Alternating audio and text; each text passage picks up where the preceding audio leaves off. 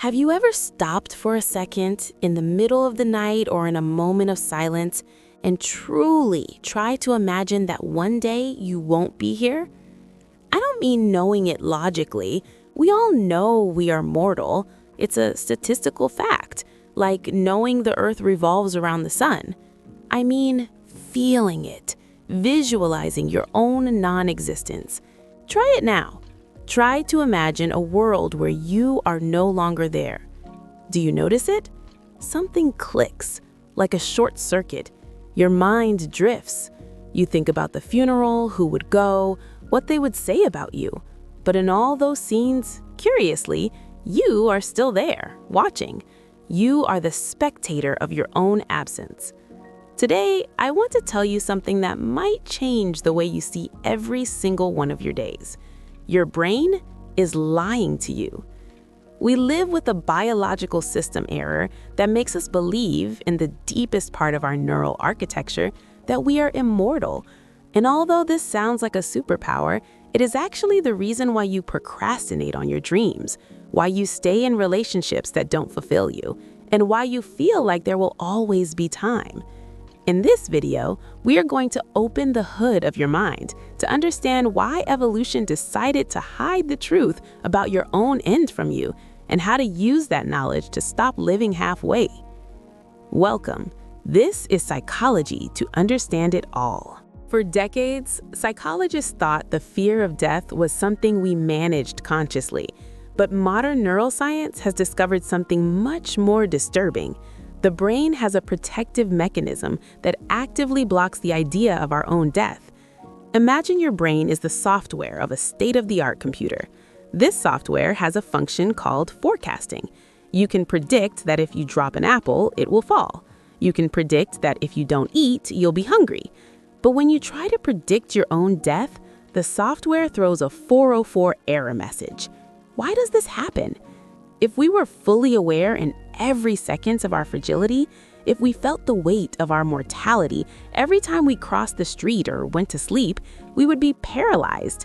The anxiety would be so overwhelming that we wouldn't be able to look for food, reproduce, or build civilizations. That's why evolution installed a patch, the Immortality Bias. It is a fascinating cognitive dissonance. We know that all men are mortal, and we know that I am a man. But our brain refuses to complete the third part of the equation. Therefore, I am mortal. To your mind, death is something that happens to others. You are always the protagonist, and protagonists don't disappear from the movie. To understand this deeply, we need to talk about one of the most powerful theories in social psychology, terror management theory, or TMT. This theory suggests that almost everything we call culture or identity is actually a defense mechanism. Because we are the only animals capable of understanding that we are going to die, we have had to create a world of meaning so not to go crazy with terror. Why does it care so much about being successful? Why does it hurt when someone criticizes your values or your religion? Why are you obsessed with leaving a legacy? From a psychological perspective, these are symbolic immortality tools. Since our bodies cannot last forever, we try to make our ideas, our last name, or our Instagram profile last instead. In a fascinating study conducted at Bar-Ilan University, scientists measured the brain activity of several volunteers while showing them images of faces next to words related to death. What they discovered was amazing. When the brain detected the association between the self and death, the brain's prediction system simply shut down.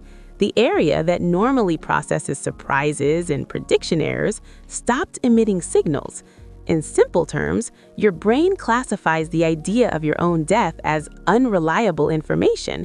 It ignores it. It labels it as white noise. This explains why you can watch the news, see tragedies, see time passing by, and yet get up the next day and think, I have time. Tomorrow, I'll start that project. Next week, I'll apologize. Next year, I'll change my life. The immortality bias is the father of life procrastination. This is where it gets personal. This deception of your brain comes at a very high price. When you live under the illusion that time is infinite, you treat time as if it had no value. You keep that job you hate because you'll see what you do later on. You hold back that "I love you" because you think there will be another chance. You demand an impossible perfection from yourself because you think life is a dress rehearsal for something that will come later.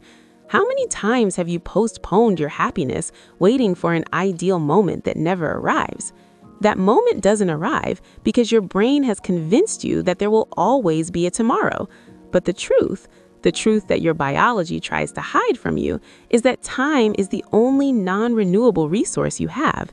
Every second that passes is a coin you spend that doesn't go back into your pocket. It's not your fault for being a procrastinator or feeling lost. You are fighting against millions of years of evolution that want to keep you calm and blind to the end. Feeling like you have time is the default setting of your species. If the brain is programmed to ignore death, how can we wake up? We don't want to live with anguish. We want to live with healthy urgency. Here are 3 practical tools to break the bias. Tool 1, the calendar of weeks. This is a very powerful visual technique. I want you to imagine a sheet of paper with 4,000 small squares. That is approximately the number of weeks a person lives who reaches 80 years old. Cross out the weeks you have lived. Look at the space that remains. It's not to scare you, it's so you stop seeing life as an infinite ocean and start seeing it as a garden with boundaries.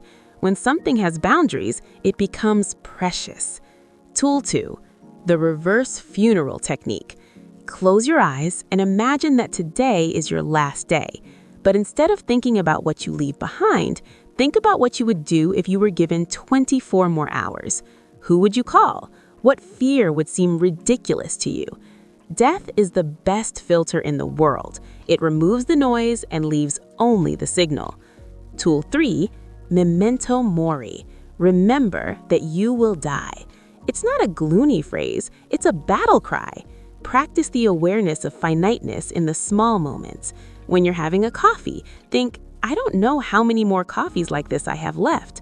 This, far from depressing you, makes the coffee taste 1,000 times better. It makes the person in front of you more important. It makes the present the only place worth being. Before we finish, a small warning. Talking about these topics can be difficult if you're going through a process of clinical anxiety or deep depression. If that is your case, do not force yourself to confront these ideas alone. Psychology is there to support you, and sometimes the immortality bias is the refuge we need while we heal other wounds. But for most of us, waking up from this biological dream is the bravest act we can do. Today, we have learned that your brain lies to you to protect you, but that protection steals the intensity of living. We have seen that the immortality bias makes us waste time, and that recovering the notion of the end is curiously the best way to start living. Don't wait for the calendar to run out to realize that the moment was now. Subscribe to keep understanding the mechanisms of your mind, and tell me in the comments, if you accepted today that time is limited, what is the first thing you would change in your life? I'll see you in the next video to keep understanding it all.